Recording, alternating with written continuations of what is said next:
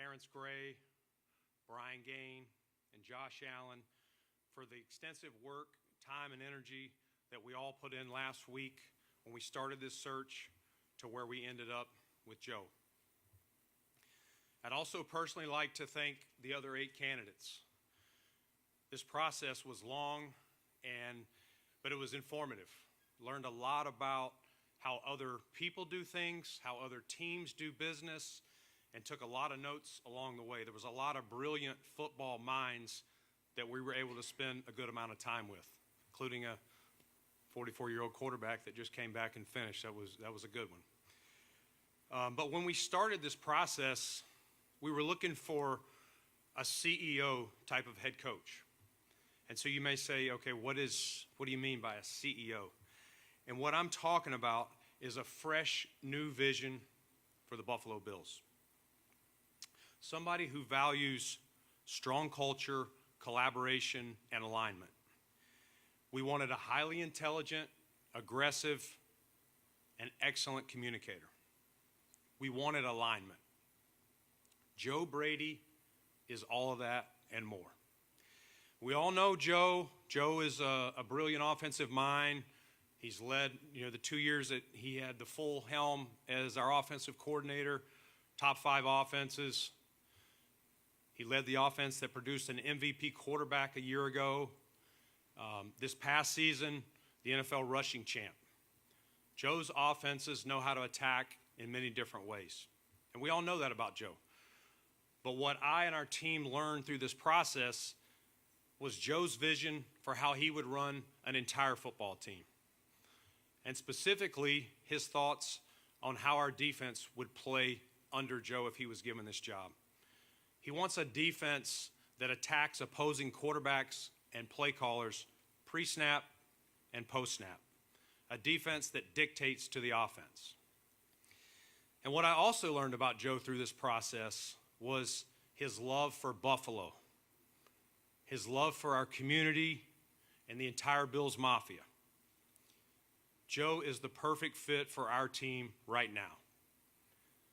I am fired up to announce the next head coach of the Buffalo Bills, Joe Brady.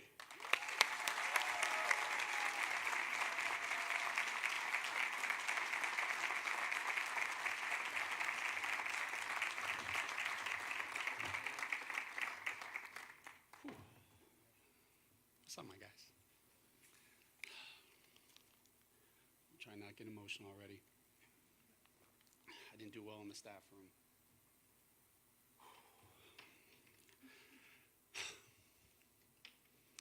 Thank you. I want to first start with gratitude. I hope I'm loud enough. Someone will tell me in the back if I'm not. I want to first start by thanking Mr. Bagula and the Bagula family. Your commitment to this franchise, to this community, and winning is evident in everything you do. When this opportunity came along, I didn't want to just be a head football coach. I wanted to be the head football coach of the Buffalo Bills, doing it with the right people, under the right direction, with the right alignment. Thank you for the trust you've placed in me and the responsibility to lead with you. I don't know where she is, but I want to thank my wife, Lauren. She's right in front. I thought she was going to be with the little baby. She's right in front. I said hi to the guys, didn't even say hi to her. God, off to a good start. I definitely can't look at you now. This job demands sacrifice, right? I'm calling you on the way to a game while you're going into labor, right? And I find out after a game that you go through, you give birth by yourself. This game takes away time and energy and presence from you. And you've carried the weight that comes with this job so that I can pursue my calling.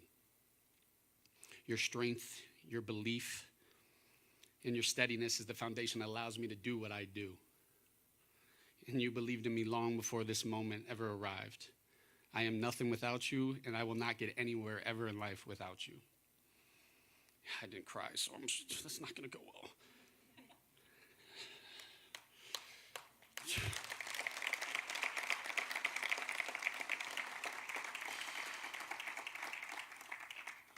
To my parents, Joe and Jody, and my sister JC, that are hopefully being babysitters somewhere in the back. Thank you for the foundation you guys gave me long before football.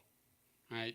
You taught me how to work, how to compete, how to take accountability, how to protect, how to treat others, how to stay grounded. Everything I stand for as a coach started at home. I love you guys. I want to thank Brandon Bean. So much respect for this interview process, and how you handled it, not starting from the beginning, starting it and treating it. I've been fortunate to be in some of these interviews before, and that was the most intense interview I've ever been in, and I mean that with everything. But the way that you guys treated it and allowed me to be me, not worrying about what's happened to here in the past, and what we're focused on direction of the future. I'm incredibly excited about our alignment, the communication that we have together, and our collaboration, and I'm in this with you. Thank you. I want to thank my agent, Trace Armstrong, helping me navigate this process, being my sounding board and sweating it out until I got the news. Lastly, I've been fortunate to be around a lot of incredible coaches in my career. I'm not up there without them. I played for Coach Jimmy Laycock. I coached linebackers for Jimmy Laycock. I was GA for James Franklin. Got an opportunity to be a coaching assistant with Sean Payton. Opportunity to call plays with Ed Orgeron, Matt Rule, and coach quarterbacks and call plays for Sean McDermott. I want to thank and recognize Sean McDermott. In 2022, 4 years ago, Coach McDermott gave me an opportunity of a lifetime. I had an opportunity to come here, coach for the Buffalo Bills, and coach Josh Allen. I took immense pride in that. Over the past 4 years, I've learned a tremendous amount of things from Coach McDermott. How to lead, resilience, standards. The past 9 years in this organization matter.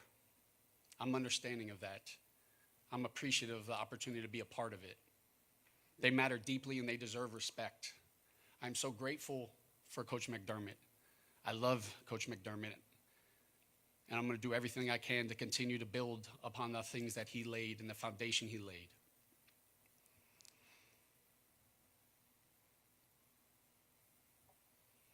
All right. At the same time, we got to move forward. Right? And I think it starts with a new energy, a new mentality, and a new vision. A new energy that I got to drive every single day. One thing that the guys know about me, and it might be from espresso, it might be from Gatorade Fast Twitches, but I'm going to bring the energy every single day. And I believe people are going to feed off of that. I truly believe in being the temperature, right? I'm the weather, and they're going to feel it every single day. A mentality. I believe in everything about these guys right here, right? And a mentality as we go forward, that it is a nameless, faceless opponent that we're going against. And they got to play us and not the other way around. And I mean that with everything. They got to play the Buffalo Bills. They got to play Josh Allen and the Buffalo Bills, not the other way around. And it does not matter the day of the week, the time of the day. Is it outside? Is it inside? What's the weather? Just put the damn ball down. Let's go play. All right, and that's going to be the mentality that we play with. That's Buffalo. And then a vision. I believe in communication, connection, accountability, and love. I said this to the staff. Quiet teams don't win. Quiet teams do not win, all right? And I'm going to everything in my power to have that communication line open in everything that I do. I believe in that. And then love. Connected teams win. Connected teams win. If you love the man next to you and you care more about his success than your own, that's when you're going to win football games. I understand that I'm walking into this role in a much better position than Coach McDermott did. I am not naive to that. I also understand that the expectations are higher as well. I didn't take this job to shy away from expectations. I sure as hell did not do that. I'm embracing it, I'm understanding it, and I'm meeting it full on. I know what I signed up for, and we're going to embrace it because no one rises to low expectations. I want what this city wants. I want what Mr. Pegula deserves. Buffalo. The same thing as Buffalo. Buffalo isn't just where I work. And this is a kid from South Florida. Buffalo is not just where I work. It's where my life changed. There's nowhere else I'd rather be than right here, right now. And I mean that in my whole heart and my family. My wife and I got married while we've been living here. We didn't even take a honeymoon right away so that we can spend our first summer here in Buffalo and experience in Buffalo. Both of my kids were born in Buffalo. And they're going to be raised their entire life to have so much pride in being able to say that they're from Buffalo. This city and this organization puts so much life into me professionally, and I don't take that lightly. I want to make the city proud every day, and I understand the pride, and I want to do everything I can to earn wearing this logo. The pride and passion of the Buffalo Bills is second to none. Bills Mafia. I feel it, I felt it. There's no other place that when you travel, there's unwritten rules that you have to wear Bills logos. And you go on an airplane and you swear that we're playing a home game the next day because it's completely full of Bills fans. And the power that no matter where you are in the country, you can be in Italy, you can be in California, you can be across the world, that power that as you walk by someone and they're wearing a Bills logo, and the powerful words, I'm not saying much, but just saying, go Bills. I believe in the Bills Mafia. I have so much power and respect for it. I have so much respect for it. And I want to do everything I can to continue earning their respect and putting something on the field that they are proud of. Lastly, our players, my guys. Ooh.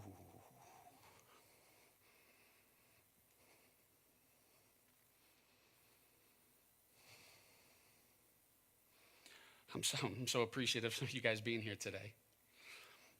And thank you for allowing me to be myself, playing for me and being you with us.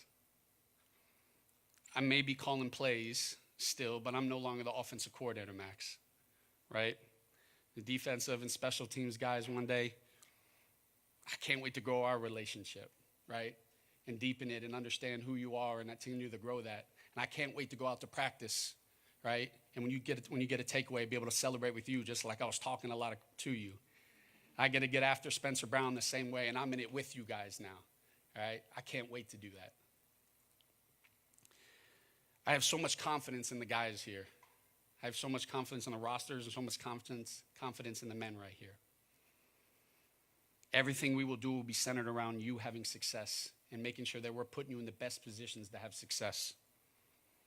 I tell my players all the time, I'm so grateful to get to do what I do, but I'm more grateful to get to who I get to do it with. Everything I am is because of you guys. And I'm going to work all I have to think about is making sure that you guys are successful. It is not about me. It is always about you guys. And lastly, I talked about love. Josh always says it. If you love someone, let them know. I love you guys. I'm going to leave that with Go Bills. Thank you.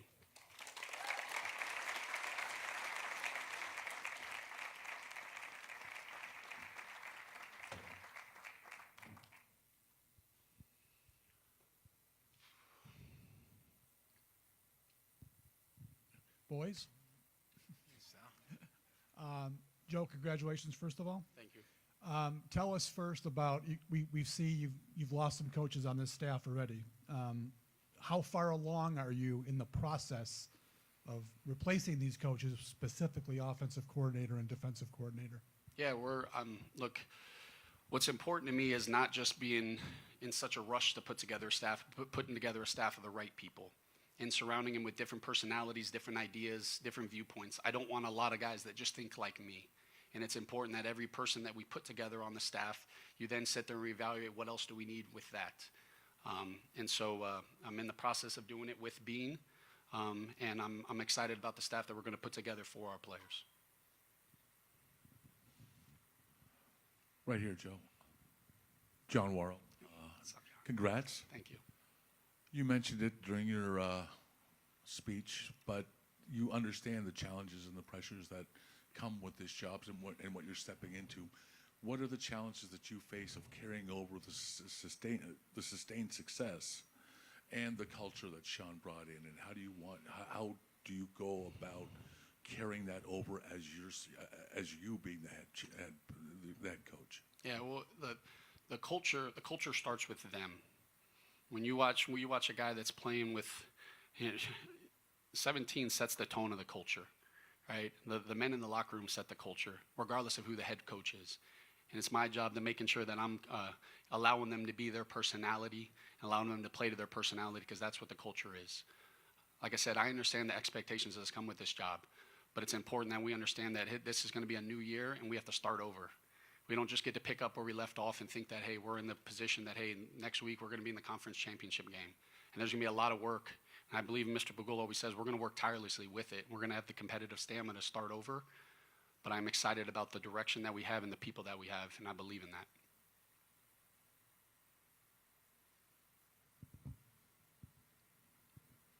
Hi, guys. Brandon, when did you know that Joe is your guy? Yeah, it's funny. We interviewed Joe first, and these were long interviews. You know, some teams that started earlier in the process kind of Zoom some people for an hour, maybe hour 15 is a lot of those, and then you hear about the second interview. We knew that we needed to kind of pare this field down best you could. I mean, nine people is still a lot. But at the same time, you want to be thorough with the process.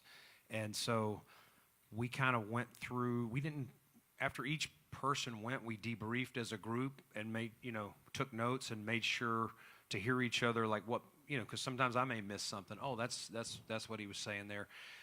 And so I would say when we got done with the last candidate, which ended up at about 10 o'clock one night, we stayed in there for another 2 hours, talked a little bit, and Joe was standing out. There were, 2 or 3 that were standing out. And we said, you know what, let's go to bed. We're tired. We came back the next day, and we talked some more. And we said, you know what, we did Joe solo. Joe was starting to rise here as the guy. But we also know we know Joe. And honestly, I almost think Joe had a tough hill to climb. As I was telling the staff earlier, when we started this process, I made sure, and you can ask anyone that was in the interview, Terry, Pete, Josh, anybody, Laura, that the best process is not to look at Joe Brady as someone in our building, because we know the good, the bad. It's like living with someone, right? These other people, we don't know every single thing about them. And so we need to pretend, I think I said like that Joe's been coaching for the Green Bay Packers or something. And so I made Joe go through, we never met him before. And there were some other candidates that we knew. I know we know you, start from scratch, because I may know something that Terry doesn't know, or that Pete or Brian Gain.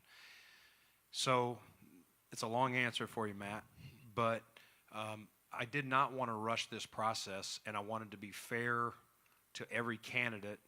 And so we got Joe back on a Zoom call. And I called him, hey, bud, we need more here. And so we wrote down the questions that we still had for Joe. And about halfway through that process, I was like, that's our guy. But I still had to let Terry finish some questions too. Because I want to make sure he was on board and the approval. And Terry, didn't even reach back over to me. He's like, I think you're the next head coach. I was like, Terry, I got to talk to his agent. Like, we got to get. But it was a great process. It was a thorough process. And as I said in my opening statements, I took so many notes. I've already shared some with Joe, but it's great to peel back the onion of how different teams and how some of these, there were some smart people. And I mean, you're always trying to learn. I learned way more than, I knew I would learn stuff, but I learned way more than I ever thought I would, that I was missing. And so we'll take those as advantages, and we'll talk about what we heard, what we like, and try and create this new vision for the, the next iteration of the Buffalo Bills. Joe, what needs to change, and how will you do it? Yeah, I'm in the process of sorting through without getting into all the details. Like there's a lot of things that, like I talked about, is I want to make sure that we continue to kind of own in on right now is the energy, the mentality, and our vision moving forward. I'm not necessarily focused on changing things as opposed to where do we need to go from here and just moving forward with that direction. That would have been a pretty short interview, though, if you didn't have ideas about what you want to implement. Can you share what you told during the interview process, what you want to do with this team? Yeah, I think, look, through the interview process, like I said, it was an extremely intense interview. And look, Josh Allen was stoic in it. Like I made sure I didn't talk to him for a week, which was, I'm at edge, but he was making sure that he was removed from it. And everybody in that room, I was appreciative of the professionalism, right? The premise of the interview was making sure that I was able to kind of talk about, not use it as a, hey, these are things that I would change. It's more of, this is what I would do as a head coach, and this is the vision that I'm looking to do here. I think a lot of times we think that, hey, when you take over a place, you just have to change a lot. Sometimes it's just fine-tuning some things. But without getting into the details of the privacy of some of our conversations, I really want to make sure that our mentality, right, and the vision that we're going to with the connection and the love and the communication is at the forefront. Joe Brady, Mookie Hawkins. Congratulations, man. Thank you, brother. Gotta get used to you being in a suit now. You might. Hopefully, you don't have to see it in a while. Yes, sir. Yes, sir. But how do you plan to support Josh Allen's growth as a leader and a playmaker? And what changes can you expect when what's most important to you when building a coaching staff? Yeah, like every decision this organization makes, it's with the thought of Josh Allen and the players in mind. Right? I'd be crazy not to. I was a part of incredible organizations in New Orleans surrounding around Drew Brees, and there wasn't a decision that was made without Drew Brees being thought about, talked about, and making sure you understood it. Doesn't mean it was always the decision, but it was important that he was involved in it because he is the leader of this organization, and the weight that he has on his shoulders is something that I can't even imagine. Everything I think about is trying to find ways to put him in a position to have success, because that's all I care about with him. Josh Allen is the best player in the NFL, and I have to grow, right? And part of me growing is that's going to allow him to be a better version of himself. And I'm so excited to be able to continue this journey with him. I have so much love for that man right there, and all I want is him to get everything that he deserves, and that's all I do for. Hey, Joe. How we doing? John Anderson, congratulations. Kind of what Tim had kind of asked you, I'll ask again. At what moment for you during the interview process do you feel that management said, this is our guy, that they were going to tell the players, this is our guy, that the fans are going to say, this is our guy? At what moment did it hit you that this is my job and I can do this? Well, I knew it was going to be, I had the mindset it was going to be my job, but that was just because how I went into it. Even when Terry offered me the job, I still thought he was asking me a question that, hey, so is this how I want to answer it? And so, full transparency, I couldn't sleep for the last week. This is the job I wanted. And when you interview first, you don't know, you come away and you're like, hey, I hope I can get another interview. I hope I get another opportunity. There's no, like I said, this is where I wanted to be. But there was never a moment where I walked away was like, hey, this is my job. I thought, they obviously did an incredible job making sure that they're doing it the right way. And that's what I wanted. That's what I wanted. I had an opportunity to talk to Josh the other day, and I'm sorry, but he let me know, he's like, I didn't help you get this job. You got this job. And that meant so much to me. And, there was never a moment, like I said, even after Mr. Pagula, I was still making sure I heard it correctly.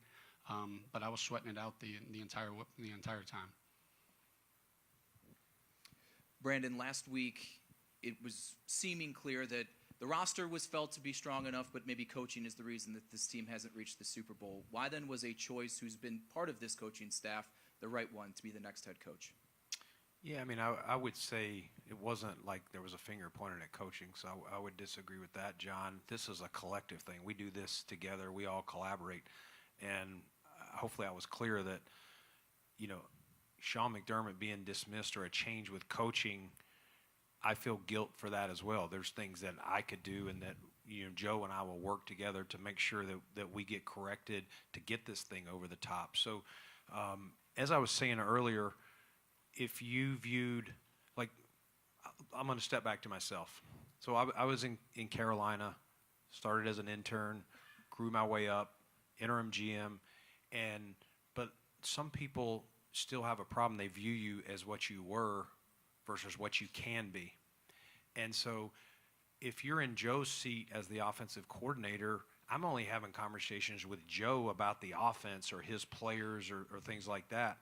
It's not a holistic view of how we talk about sports science or how we practice. Or that's not his area. That was Coach McDermott's area. That will now be his area. So when we went into this process, that's why I thought it was very important to hear everything about. We didn't need to spend long talking about his offense. We know what that is. It was really talking about everything else. And we went down to what we're going to do on a Monday after we win a game. What's the coaches going to do? What are the players going to do? What are we going to do on a Tuesday? I mean, we spent probably 25 minutes, 30 minutes with each candidate just going through every single detail of what this operation is going to be from right now through phase 1, phase 2, phase 3, training camp, how we're opening camp. We're going to be away. I told every candidate we go away. That's what we do. So I want to hear how that works for you all the way down to the daily practice. When are we eating lunch? Like, when are these guys eating? I think that was one of Josh's questions. But, and I'll say this, like, to the point on, I know people were opining on whether the quarterback should be in there or not. That's one of those ones that he wasn't in there. People will be like, why are you not, the guy's the MVP, he's been here. To me, it was his role in there was, if there's anything we left out schematically, something he's got a question, like, we're not as deep into X's and O's as those guys are. And also, I told Josh at the beginning, like, if there's someone you don't feel you mesh with, or that our players, he's kind of a voice for the locker room, that would be silly for us to select that. But when we had this last, like, Josh went and had his foot fixed, he was not able to, finish, but we didn't even have him in the process where we were discussing pros and cons of each candidate. He was just there to kind of hear and speak up when spoken to. But again, I think ultimately we never viewed Joe Brady as the offensive coordinator. Just like when Brian Daboll was here, we obviously know Dave's. We didn't view him as that. We viewed him as coming from somewhere else. Hey, Joe, Andy Young from Spectrum News. Congratulations. Thank you. What is your approach to defensive football, and what type of qualities and style are you looking for in a defensive coordinator? Yeah, look, the privilege that I've had of calling plays, you understand what keeps you up at night. When you're calling plays, I feel like defensive football for so many years was just putting stress on quarterbacks. You get to the line of scrimmage and they're putting stress on quarterbacks pre-snap, post-snap, and nowadays the type of, the best defenses and the best minds are continuous all the way through the play call, putting stress on coordinators. And it's not, you no longer are you able to just know where guys are going to be, when they're going to be there. And I think that that's, a key element of what I'm looking for on a defense is making sure that we have the versatility to be able to change personnels, get a lot of different people in different spots, similar to what we do offensively. I don't believe offensive football and defensive football should have different mindsets, but we can understand as we approach a game plan that there's a way to win every game, and as long as we have versatility and different type of pieces, that we can find that way to win, to put stress on both the offense and the defense. Hey, Joe, Mike Catalano, congratulations. With all the success you've had with the offense, Terry talked about the team hitting a wall in the playoffs, and you and the offense have been part of that with opportunities in the playoff games at the end, maybe to tie or to take the lead. What responsibility do you feel for that, and what do you feel needs to change when we talk about getting over the top offensively in those key moments? Yeah, look, I'm just as responsible, right? That last football game, there was 5 turnovers. Those 5 turnovers are on me, right? I'm understanding of that, and the accountability that I think for you guys that have been a part of the press conferences, like when our guys play well, it's because of them, and when they don't, it's because of me. And we address things obviously, in the meeting rooms, but the accountability, it is always going to start and end with me, especially in these settings. And so I take full responsibility for having the ball in the game on the line, and we didn't get it done. Right, and that's what I continue to strive every single. It's like, hey, we get that opportunity again. What am I going to do differently? And that's part of the growth. I think the biggest thing is as we continue to progress year in and year out, is we don't just sit there and just not evaluate our systems and not find ways to grow. Our offense, our defense, our special teams should never look the same year to year. it has to grow. It has to evolve. Players change. The game changes. And I think that that's the most important thing, or else we're going to continue to get the exact same results. Joe, Brandon, Joe, congratulations. Sal Capaccio here. You have often talked, this is a question for both of you. Brandon, you've mentioned alignment. You've mentioned collaboration a lot. How does that look to both of you? What does it mean, alignment and collaboration, when it comes to personnel, selecting players, players on the roster? How does that look to both of you going forward? Yeah, look, I can obviously start. Alignment doesn't mean agreeing in everything. Alignment to me means we're both in open conversation and communication and understanding that we don't have to be yes men, but when we make a decision, when that door opens, there's no going backwards and there's no second guessing, and we're going all out with it. To me, that's alignment. Alignment is a shared vision for what we want, and making sure that we don't ever lose sight of that when we make decisions. Like when I say, hey, Josh Allen and the guys are always at the forefront of exactly when we make every decision, that's alignment, and making sure as we evaluate and as we continue to go, when we're going to make decisions, we don't lose sight of that. That to me is alignment. Yeah, I mean, without repeating, I think he nailed that. Just you're collaborating. It's not like, hey, I'm going to go over here with my scouts and my personnel staff, and we're going to tell you who you got, or we're going to hand you the players. Like, it's first off, when he gets this new staff in here, what are we changing? What are we tweaking? If it's something, hey, we want this type of defense, we want to be able to do this in certain situations. These players all fit that, but this player might not fit as well, and we need to look for that. So once we get those coordinators in, and especially on the defense, because I kind of got a pretty good vision of Joe's offense, but defensively, like, bring that coordinator in, bring those position coaches in, and go through the position specifics and how they want to do the things that Joe was talking about, how we want to attack, and that's collaborating in a shared vision. And listen, if there's something that Joe doesn't think makes sense, he's going to speak up. If there's something that I don't think makes sense, I'm going to speak up. But we're going to collaborate on every part of it. And then, what we do as scouts and personnel and our guys do it for me. They help narrow down a large field, like let's just talk about free agency, down to a smaller field. I'm going to review that, look at them, make sure. I may say, hey, guys, you left somebody out, or why is this guy in? And then, because Joe's got then I'm going to go to Joe and his coordinators and say, hey, take a look at these guys. This is, let me know how you see them. This is how we see them. And if we agree, that's great. That's easy. We know we can pursue them. If we don't agree, we may sit in a room and say, tell me what you see from your lens as a coach, but also hear what I see from a personnel eyes, because we don't get into schemes. A lot of times coaches can look at schemes. We're just like looking at his body type. He's got long arms. He can jump high, like all those things. And sometimes we may miss something. Hey, this guy's got some instinctual things that I'm worried about. That can come up. So I'm getting granular, but I hope you understand it's everything in the process. Hey, when we get to talk about training camp, which I mentioned, like, how do we want to practice at camp? How do we want to get with our sports science people and make sure we're building the right team that's fast, physical, calloused, yet healthy? And so that's alignment, that's collaboration, shared vision. Hey, Joe, Thad Brown, congratulations. Thank you. For the last couple of years, you've been coordinating offense for someone else's team. What changes now that you're going to run an offense for your own team? I think the biggest thing is understanding that when you're the play caller, your understanding of, as an offensive play caller, everything you're going through is thinking situational football, right? You're having the mindset of, hey, I'm calling this play. This is what's happening next. I'm sure you're trying to stay ahead of it all.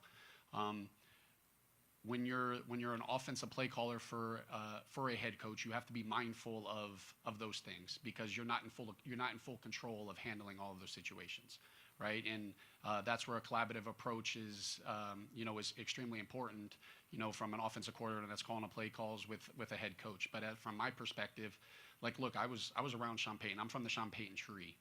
His aggressiveness, his mindset, and there's so many elements that I believe that we can continue to grow our offense, with the pieces that we have, and I look forward to that.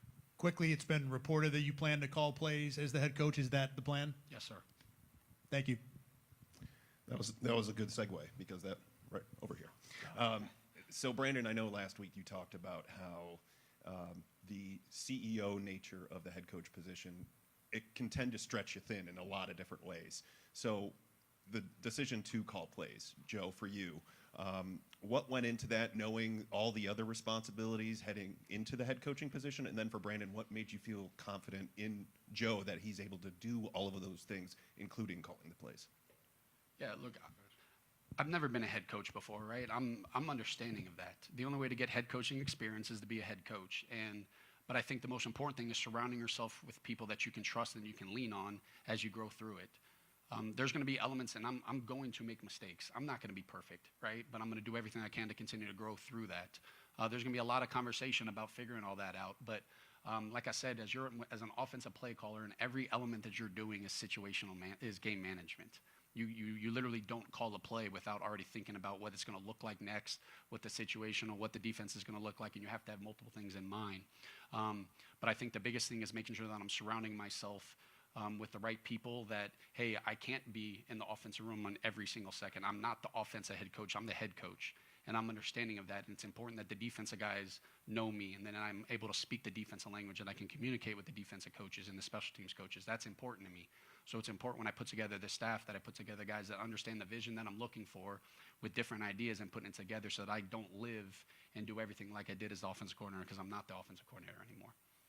Yeah, Joe, to segue off that, I think that was part of the process of making sure that we didn't view Joe as just the OC, but his staff, which he's mentioned, and his plan for surrounding himself with people, and obviously he's got relationships. He's mentioned Coach Payton and other guys that have done this. And so anytime you hire, and we interviewed some people that had a head coaching job and some that had not, but anytime you hire someone for the first time and they're doing this, there is a little bit of unknown.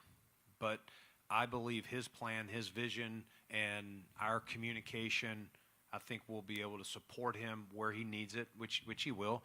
And he said he's going to learn along the way. I would think if you sit down 12 months from now, Joe's going to say, "Man, that was wild. I learned a lot, and I'm going to be even more prepared, for season 2." Mm-hmm.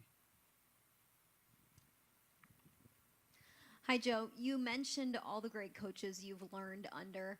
Over time, how did you build a vision for how you wanted a football team to operate? I think in all the places that you go, you're consistently learning, taking notes, not necessarily from the coaches that you're working on, but teams that you're going against, the way that the football evolves. But the biggest thing that I learned all the way is that if I'm not myself, it's not going to work. If I try to just, hey, pick up, this is what Coach Payton did, and take it somewhere else, that's not going to work. I think that that's important, that I have to be me. And I think the great coaches that I've been around have been comfortable in who they are. Like you guys, as you guys know, I do curse. I stutter on some words. Like, I am me, and I'm comfortable in that. And I think my guys understand that. But I'm going to be my personality. And I think the great coaches that I've been around are comfortable in who they are and know their strengths, and put together a staff on things that they might necessarily be their strong points. Brandon, I was curious, considering who you were interviewing, was there a conversation about waiting for coaches in the Super Bowl in this process, or what was that like with getting the late start on going through this coaching process? Yeah, great question, Elena. Because when we started, the NFL rules allow you to do Zooms up to a certain point with any candidate, as long as you follow along at the right time based on whether they're in the postseason or not. But because of when this change was made and when we started our search, we were no longer allowed to talk to coaches that were still in the postseason. To the point, the way we did it was we said, let's go ahead and start this process with all available coaches. Their seasons have ended, and we timed these up to run. We were interviewing even while the games started on Sunday. And so we said, there are some other candidates that are playing, and there's some on each team. We had them identified, and we got on with them the next day and did that. But, we can't even, because of the rules, we can't even Zoom anyone on either of the remaining teams. And you hate to rule it out, but I think you would unfairly hurt them because all the staffs are going to be filled up. And I just don't know if if it would be fair to them or the Bills to wait any longer. It's, I've long been a proponent of changing the hiring process, if you guys remember, and I've brought up rules changes, but I don't make the rules. And my job is to make sure I'm always doing what's best for the Buffalo Bills. And so I just thought once we got to this point, it would be, just not smart to wait any longer. We need our guy, as long as we find the right guy. Now, listen, if we went through these 9 and we're like, we said that we're not going to force it, but we had some very good options when we did this. And clearly at the end, Joe was the man for the job.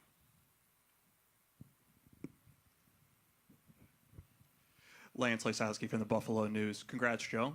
Questions for both of you guys. How do you balance personnel you have on the roster, salary cap, and your vision for a possible scheme change on defense specifically as you move forward and build a vision for what you want this to look like? Yeah, I would say we're going to have to take that one day at a time. We got to get these coaches hired and get them in here.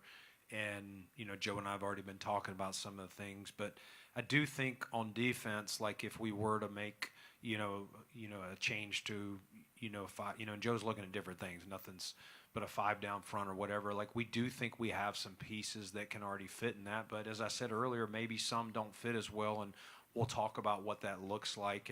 And then we'll look in free agency and we'll try and identify some guys that would come in and fit whatever the defense is going to be, and then obviously as we get into April, work closer on that. The cap, we don't even know the cap number. We've already, I already kind of know some things that we're going to need to do to get under the cap, whatever that number is, and it's just hard to get too far down the road, Lance, to talk this player or that player. But I know those conversations will intensify over the next 3 or 4 weeks. And look, it's obviously a unique situation, right? Because we don't have coordinators. But in my opinion, and once you get a coordinator, and the biggest thing is you got to surround your system with the players that you have. You don't make players just fit a system. You make a system fit players. And I think that's the most important thing as we continue to grow. Is that's why your offense and defense, things change. Guys get injured.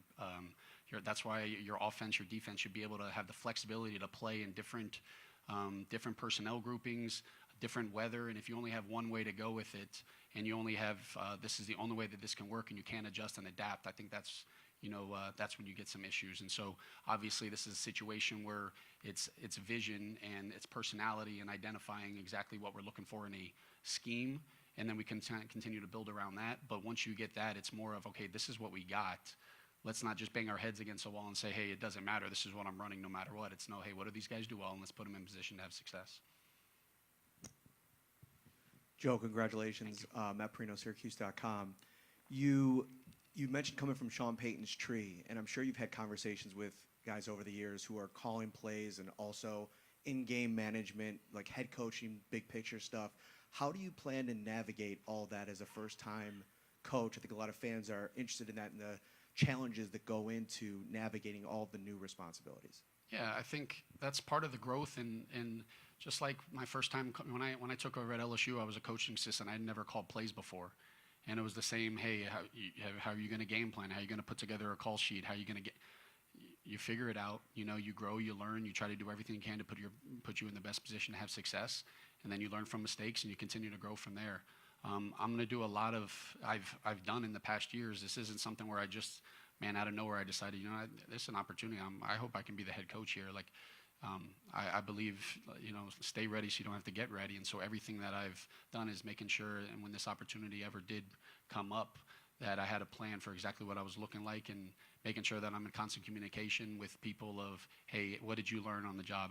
What would you have done differently? And because at the end of the day, all I know is what I know, but I'm making sure that I'm surrounding myself with people that, and hearing them out and from their experiences. And we're going to bring a lot of different coaches in that have been around people that have done it. And so just making sure that I'm exhausting all the avenues, knowing that I don't have all the answers.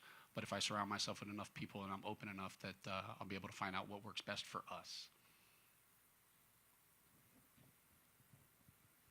I didn't say congrats earlier, so congrats. Yeah, well, I didn't want to answer It was your very question. rude. Wanted to get that off. No, you're good about it. When people reach like a life-changing milestone. I'm always curious, just from the human element, when you finally find out that you got this job, who and what do you start to think about? Like, what are those first initial thoughts? My wife. I am because of the people in my life. It was never, there's no element in my life has ever been about me. There's no, I don't put trophies behind me. I don't do anything there's nothing that I do because of me. It's because of the people that I surround myself, the people that do all the sacrifices for that. I love to work, so it's like, hey, I'm gonna go home, let my wife know, hey, now I got to get back. It's time to work. Like, I enjoy that. There's no, that competitive stamina that I believe I'm going to continue to instill in our guys is the same mindset that I have to have. But I don't look at it as like, man, this is an achievement. This is an opportunity to do what I love and an opportunity to work. And I'm just grateful for the people that I get to do it with. Dave Naylor from TSN. Brandon, with respect to what you said, you tried to treat Joe as if he was working for somebody else and not make it about history. But you and him and other people here have had a tremendous amount of success over the last 4 seasons that Joe's been a part of overall. Was there any part of you that didn't want to depart completely from all of that? And does Joe represent some consistency with that? Again, with respect to what you said about him being with another team. I'm just wondering if you can balance those things for me. Yeah, I mean, that's I never really thought through the process of the years that Joe was here. Honestly, too, you just said 2022, they kind of run together. No, it was, I went into it with a blank slate of, we got to find the right guy. And I would say the odds, when you have one person from the building and 8 outside the building, I would say the odds were against Joe being selected. That's just God's honest truth. And I can tell you, there's some candidates that we interviewed that are going to be really good head coaches. But at the end of the day, when you're stacking, I mean, we had a list that put together, what do you look for in a general head coach, and then what do you want in the Buffalo Bills head coach? And there's some, can be a little tweak here or there. When you're at the end and you're starting to pair some people out and get it down to 3, 4, and then 1 or 2, you're checking those boxes. And while no one is going to 100% check every single box, Joe checked a lot of boxes. And we think the areas, some of it is the box, he's never done it before. You can't check that box. But ultimately, we think knowing him, knowing his vision, and knowing the team and the support staff that we have here, that we can help fill in some of those areas. We all have holes in our game, so to speak, me included, and that's where I think Joe and I will complement each other, and it's been fun for 2 days to look at him in a different light than what I looked at him before. And I can kind of talk through that too, because look, full transparency, I didn't know what I was walking into. Obviously I wanted the opportunity, but you don't know. And I have been in the building, and that's what I remember when I got out of that interview, and like I said, it was an intense interview, and there's some places that I've interviewed that acted as if they knew me more than this place, and that's what I was appreciative of. But when you go through the process of, you can really tell that I came away, and I remember calling my agent right away, and I was like, man, that was, I talked about how tough it was, but I also talked about how impressive I came away with how they approached it. The questions, what mattered to them. I mean, Josh did not toss me any alley-oops, I can tell you that. Like, it was impressive, even the questions that he asked and the vision that he was, kind of talking through. And so it gave me an opportunity to obviously, get in front of Mr. Pegula, and it meant a lot to me. But the way that they approached the situation meant more to me. I didn't walk away feeling like, oh, hey, you know what, I was just in-house, hey, check the box. Like, I walked away and I was appreciative of the opportunity, and I was able to show who I am because they allowed me to, they didn't sit there and say, hey, we know this guy. Joe, you got guys that's on the staff that was with you, such as Ron Curry, who was quarterback coach, the same position that you were in. And then you got guys that on the defensive side, which was the #1 passing defense, that played an integral part. How would guys like Jamel Uday and guys like Ron Curry share some of the qualities when you look to building that staff? Yeah, I think, look, the biggest thing that to me is when you put together a staff is understanding the different type of personalities and making sure that you have a bunch of different backgrounds, both schematically, personality, and not just sitting there looking for a cookie cutter. If we have a bunch of Joe Brady's in the room, we're not going to grow and we're not going to evolve. And that's important to me. And so putting together that staff, there's so many critical elements that I look for, different type of people. Some guys might be more fundamental driven. Some guys might be the energy, the juice, the rah-rah guys. Some guys might be the communicators, and understanding the type of rooms that they're coaching and putting that room together is so important to me. And so making sure as I'm looking at it from a clean slate, just like they did, and saying, hey, what am I looking to? I only get one opportunity to be a head football coach. I'm not in the business of hiring my friends and making sure I want to get the best football coaches for these players because they deserve that. And so that's what's important to me. Absolutely. Now, diving into player development, you got young guys such as Max Harrison, Dwayne Carter, Keon Coleman. What would be your approach into their development going forward? I think the biggest thing is making sure that we go back and evaluate our systems to start. And that's in every element of the organization. There's a reason they're on our football team because we believe in them. Right? And they need, one, understand that. And I think, two, is understanding and communicating to get to know them. The only way you can coach guys is if you really know them. How can I hold him accountable? How can I communicate to him? How can I understand how he views this if I don't care about him and I don't get to know the other person? And so that's what the biggest thing for me this off season, just is to talk with the guys, get on the FaceTimes, try to get an understanding that I'm not the offensive coordinator anymore. Right, I'm their head coach, and I want to get to know them so that then I can be able to coach them and continue to develop them the way that they need. Hey, Joe, there was a lot written, talked about the downfield passing game this year, and obviously you're as close to it as anybody. What do you look at? I'm sure you've reviewed it all. How is that going to improve? What do you have to do to make this team more functional down the field than it was last season? Yeah, look, there's so many different elements that come into just saying downfield passing, right? We ended up finishing second in the NFL in explosives, right? And so there's so many different ways of how you can throw the ball 20 yards and get a 20-yard completion. You can throw the ball behind the line of scrimmage and get a 20-yard completion. There's so many different ways you can get that.